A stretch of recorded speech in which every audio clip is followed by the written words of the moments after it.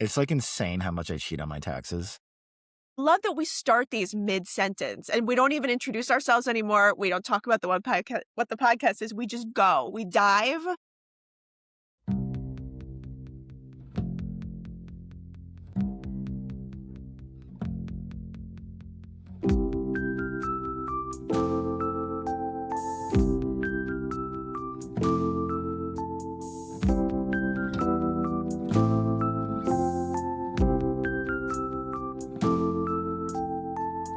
Last time it was like, I can't believe I'm alive after that bender last night. So I think people are going to start to think like, what is real, or what are they trying to set up here? No, I think we're like LinkedIn famous now, so it's fine. People know who we are. Does Kara Swisher and what's his name, Scott Galloway, do they actually introduce themselves? You know what? I think they do. Joe Rogan say, hi, it's Joe Rogan. Welcome to the Joe Rogan podcast. Because his name is Joe Rogan. Amy Poehler is like, hey, I'm Amy Poehler. This is Good Hang. She's the #1 podcast. We don't need to. Hi, we are. It's like, no, I'm it's Drew fine. Thurlow. Welcome to the Lone Wolves podcast. I'm Lauren Blitzer-Wright, and I have a cold. So I just want to make clear, if you're listening for the first time, that I don't sound this congested usually. No, I mean, everyone's listening to our shit constantly because it's awesome. So this isn't the numbers prove it. So last time we talked, we were going to talk about something, and then we got on a tangent and never talked about it. But you brought us back to what we want to talk about, which is distribution. I do want to talk about distribution because I have been balls deep in distribution for the past year, just looking at all these companies. Also on Instagram, I get served ads all the time. Green Tea is the newest one that I'm talking to actually later today. I've actually never heard of them. Very cute name. But there is, as we all know, major labels kind of stepping back from from emerging artists and artist development. All these tools are now available. Are they able to have a sort of a long runway in terms of financial health? I'm not 100% sure. Lost just had a huge investment. They just did a huge raise.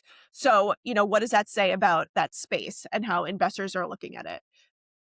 They have DIY services where you're going to pay $9, $15 a month, where you're just doing the bare basics. And then there's other ones that have more label services where you're going to maybe get a advance, or you're using their marketing service, and there's a little more involvement.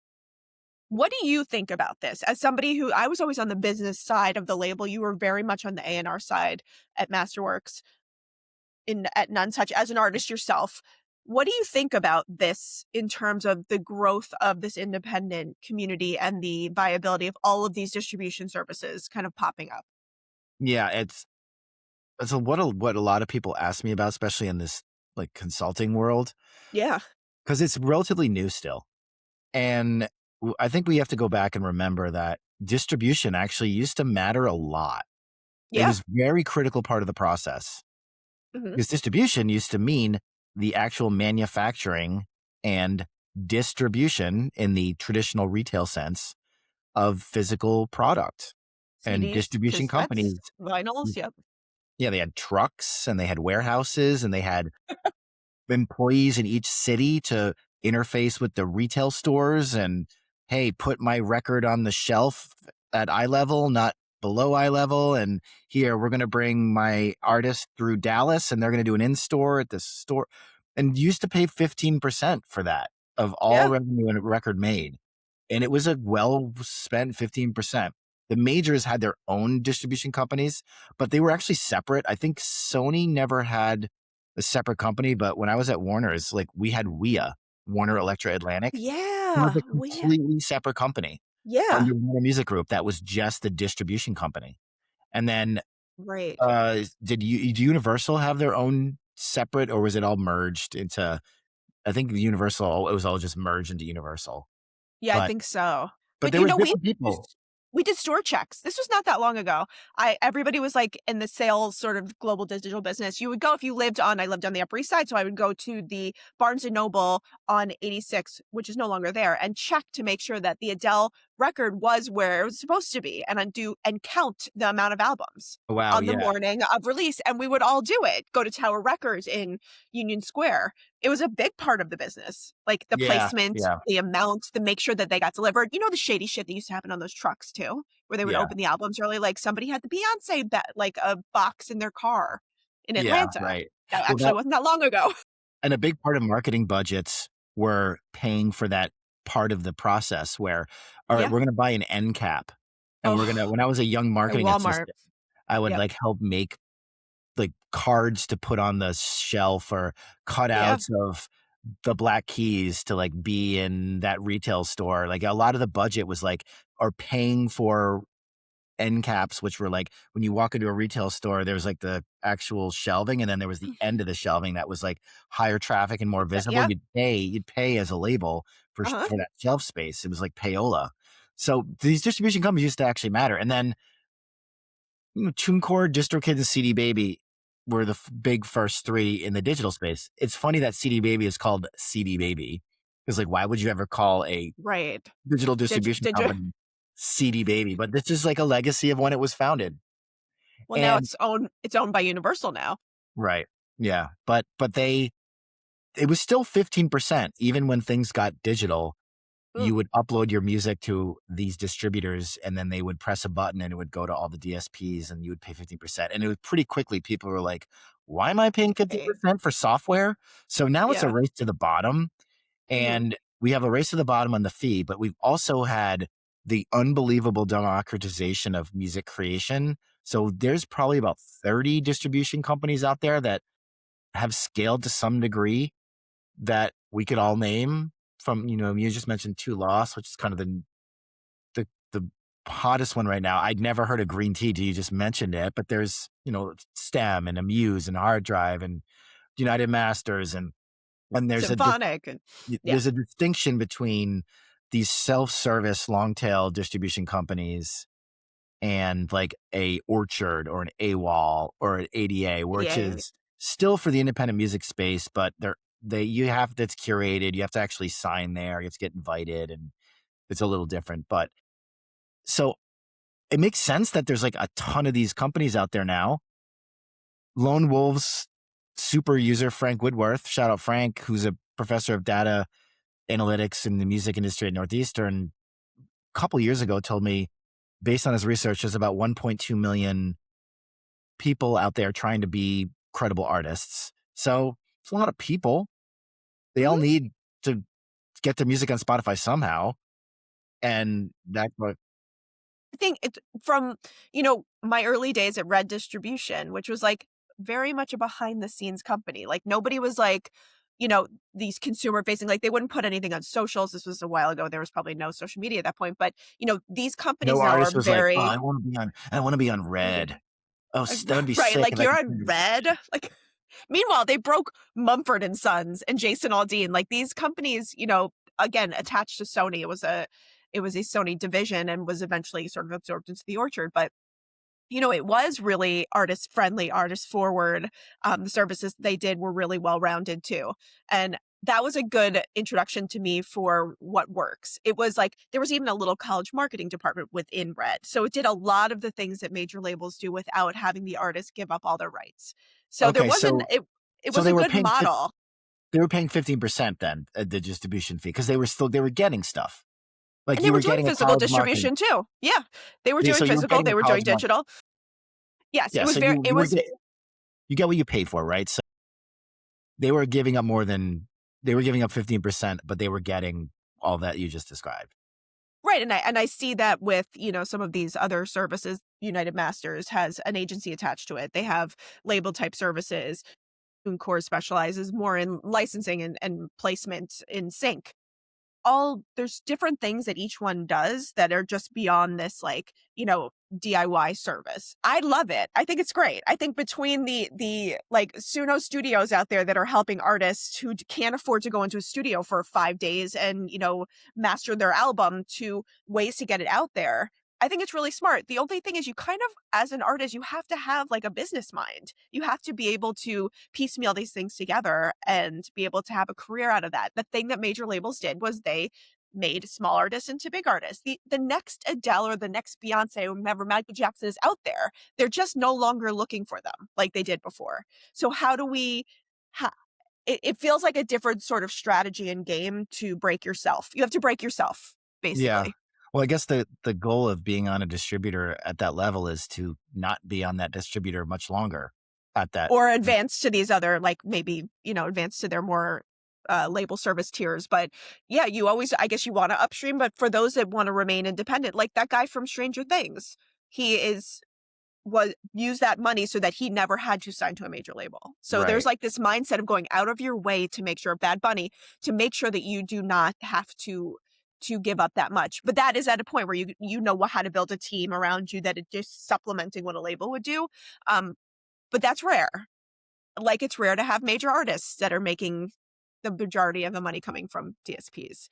No, but you So get what you pay for, and there's yeah, no example there is no example of an artist scaling or getting to a point without any major label input in some capacity. There just isn't one. And I think someone mentioned the Stranger Things guy to me last week, and that might honestly be the first one if assuming that he's not working with like a promo team somewhere. I don't know. Like I know, but he also had his track in the finale of Stranger Things. but what's what It's like a sync that, like, happened because he was on the show. That yeah. it's a bad example because you're in this atmosphere, you're surrounded by these people that could help you, and you're not like, in Williamsburg, like, nobody knows who you are. So it's not a great example. But so these of the 30 that we mentioned, it seems to be a race to the bottom, and it seems to be hard. And I talked to one of the distributors, who I'm not really inclined to mention.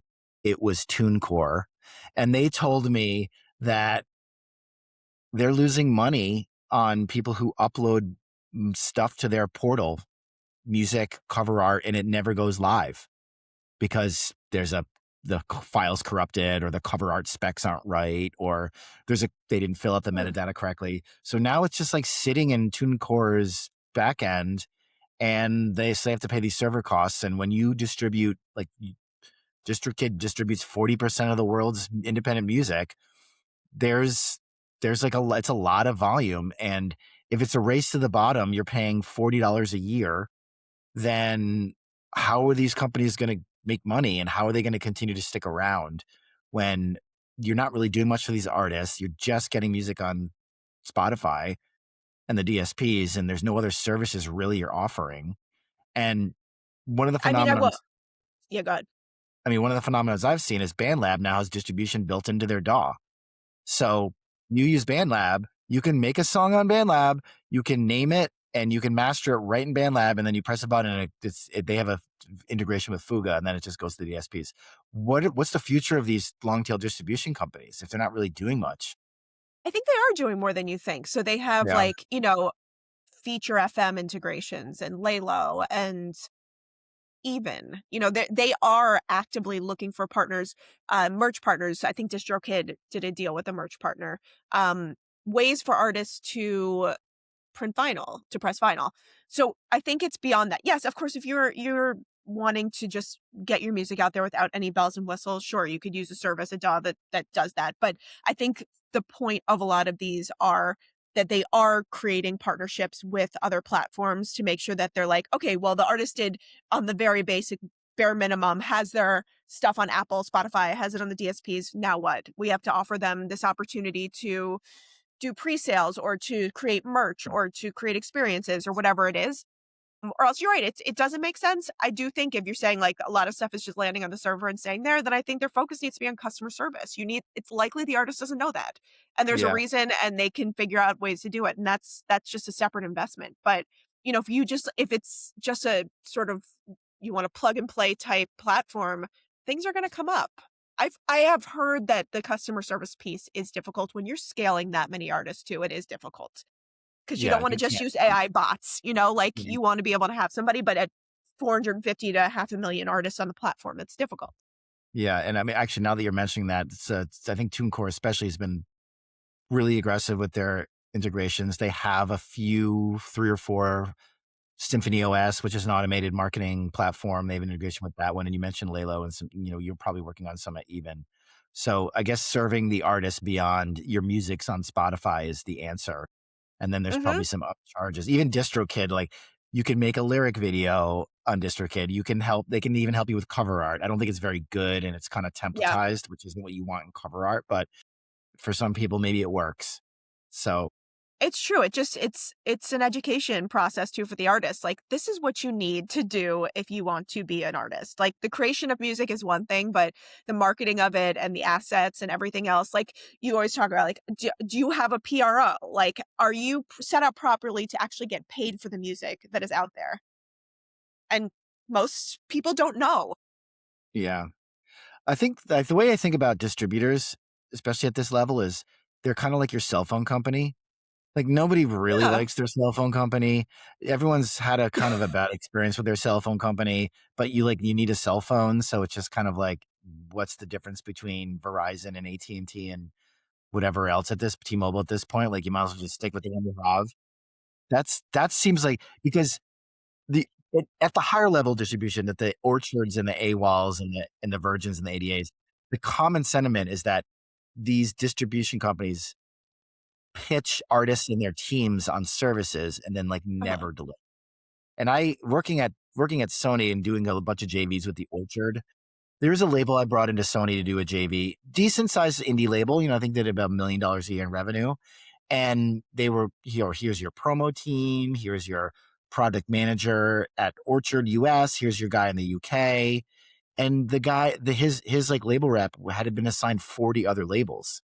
So Right. he wasn't really able to get a hold of them that often. When there was like an issue or mistake with a release, he could rectify it, but it's not like they were really providing services besides the advance, which is not nothing, but I just wonder if there's a way for these services for artists to scale in a way that's makes people feel better about the fact that they're paying just to get their music on Spotify.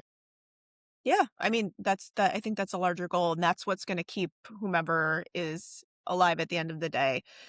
Um Doing well, because you're right, it's not just about distribution. It's so much, and with social media too, it's, like, such a beast to get your algorithmically to get your music seen, or why would it pop on TikTok? Who knows? Like, looking at the data too, your fan data, are you building that correctly? Are you looking at the data across the board too? Is your or your distribution service providing you with data? I think they're all interesting points. I think they all do it to a degree. But it's about who's gonna do it the best. Yeah, and the fees are interesting. The Yeah, days of paying 15% for that are over. DistroKid is like $40 a year if you're a singular artist, and I think if it's like you can even have a label account, I think it's yeah, $80 a year where you can release it's not like bad. up to 10 or so different artist names. Muse is totally free, or it used to be, but they had first right of refusal on the rights to your music if you pop. Really? So, yeah, so you could use it for free, and if you started to scale, then they would, like, bring in the A team and try to keep you on the platform and actually have equity in it. I Yeah. don't know if that's still the case with them. And I think TuneCore and CD Baby, similar things. I don't think that they take actually any equity in your music, but I think there's like it's similar to what DistroKid is in terms of there's like I think one of them has a fee per release and one of them is just an annual fee. Mhm. And, so it's like these are but if if you're DistroKid and you have, 40% of the world's independent music and you have 2,000,000 artists and you're getting $40 a month from 2,000,000 people, I guess It's pretty that's good, their right? business, right? Like, and we talked about that in our numbers episode a couple weeks Yeah. ago where we're now DistroKid is on the block and they're Mhm. trying to get I think they're valued at 2,000,000,000. And I was questioning whether like what they don't own any of this IP. There's like a SaaS company, but guess $40 at 2,000,000 a year and probably more is not bad. No, and that's a Then brand. They're mm, established brand.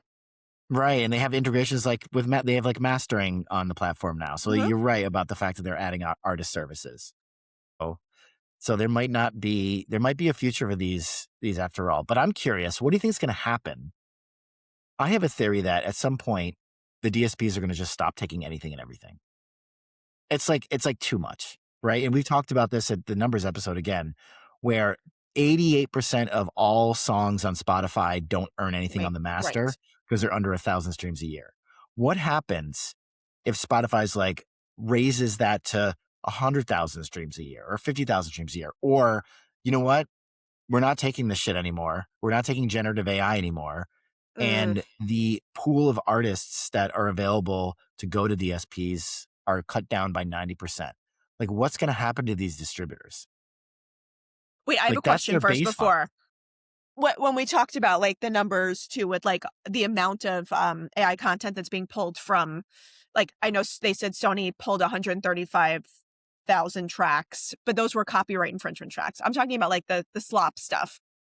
So, if the courts ruled that you can't copyright a fully generated AI track because no human was sort of involved outside of the prompt to create it, then would that impede on people wanting to then put it on Spotify because they won't be able to monetize it? No, I mean, that's been true forever. That that's not new. I mean, that headline that came out today is kind of was not anything Okay, that because it we. wasn't clear. It's like on Monday, and I'm like, No, that's "Oh, not that anything. I mean, copyright offices around the world have been super aligned on that for 60 years. Like, you can't take something that's not that's either made with a generative AI. The reason why this is in was an issue was because someone tried to copyright a monkey selfie like 30 years ago. Gave the monkey a camera, and the monkey like inadvertently took this weird photo of a selfie, and the guy tried to copyright it, and the copyright office declined it, and it stood the test of time through the courts. So generative AI has not been eligible for publishing ever, and it's not going to change. So, but they can earn on the master.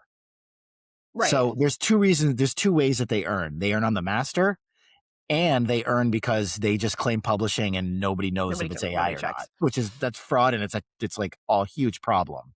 Yeah, But I don't think it's going to disincentivize people from doing this because the master is 80% of the money on a copy anyway. Publishing's 15% of so it's like they're gonna do it anyway. it's the very smaller piece of the pie. So, but I mean, I think ironically, most fraud and most of this music that's not getting listened to is not AI. But ironically, it might be AI that pushes these DSPs to be like, all right, enough. Right, threshold is going to increase. Yeah, because like the long Huh. tail is just getting too long, and if TuneCore is already losing money hosting music that's not going live. Well, if it goes live, they still have to host it. And if it's never going to earn anything, and as much as as much as TuneCore wants to collect that $40 a year from the person, if that person's not going to be able to put it to Spotify, what's the. Right, so what happens, though, when it's a first-time artist that's amazing, it's on TuneCore, they how are they going to what is their entry into I DSPs know then? it's right. It's a really interesting question because like you can't just blanketly say like, all right, this didn't meet the threshold, like it's not commercially viable. Like that's Well, not you have the world no we want to live right, in. also, you don't have a reference point if it's a new Yeah. artist. I think it's like maybe you have to prove you're trying to be a serious artist, which means you don't necessarily have to meet the threshold right away, but you have to like link a social profile or link a website or link something.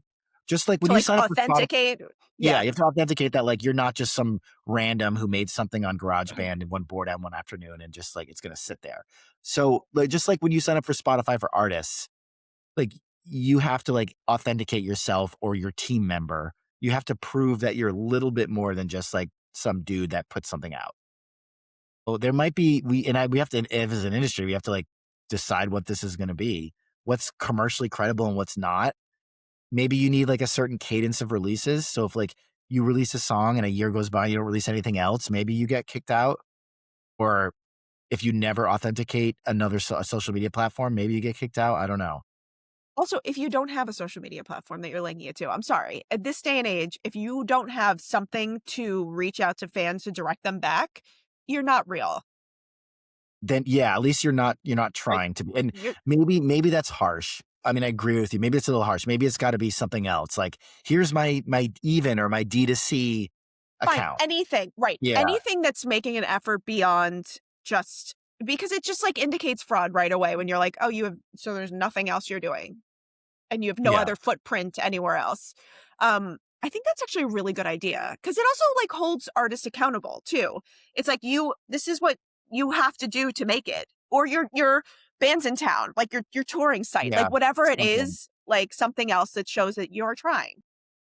Yeah, I was just talking about this with a client like right before we taped, where I had some extraordinary experiences as a musician, and I got to do some great things that I got to play Letterman and I did Bonnaroo, whatever. That all came like 10 years after I started playing in garages. And I think that is the piece that's missing, and why, as much as we should celebrate the democratization of creation on Pro Tools and Logic, and as much as we celebrate the fact that distribution now exists and you can get music out to potential fans without a gatekeeper, as much as you should celebrate that, the downside of that is just become way too easy, and it is not keeping the low effort or the riffraff out of this ecosystem. And the industry was built with a certain scaffolding around scarcity of music, and we just don't have that anymore. So we just need to rethink how we're going to incentivize people to make music if it's a sea of bullshit. I mean, this started with the creator economy. I say that in quotes because I Yeah. literally couldn't hear that term anymore. I'm like, it gave creators, you can call yourself a creator, every opportunity in the world to create content, have a platform, have access to music, everything. And honestly, the good ones are still around and the other ones Yeah. aren't. I mean, the thing is, it's like adoption. Like if you don't, if nobody's following you, if nobody cares, you're not going to do it anymore. There's Yeah. no point of doing it. Yeah. Or stick with it. Or That's like, probably a good life lesson anyway. Just like, I mean, don't quit. just in general, like also, but if it's like not going well for a lot of years, like maybe pivot. Yeah. People don't want what you're selling. Right, it's not That would never working. happen to us. That would never happen to Lone Wolves State of Never. Music in Town. We're only growing. We are at 1,052 people, and I have more people to add. So Awesome. just saying, Yeah. Awesome. we are now a 501c3. Lone Wolves is a nonprofit. If you go to our website and scroll down, you can see a place to donate. We are building programs, building mentorship programs. We're doing a lot of work, which you could all see on our site. And we will be going out for funding. So our first fundraise is very small. It's $3,000 to cover all of our infrastructure costs, our tech stack, if you will. And we will continue to put things that are very transparent. Like this is what we're using the money for. So please check us out, donate, join, Yeah. If Lone and Wolves continue. or this community or this content has been valuable to you or helped you in any way, please donate and like and subscribe. And we will see you next time.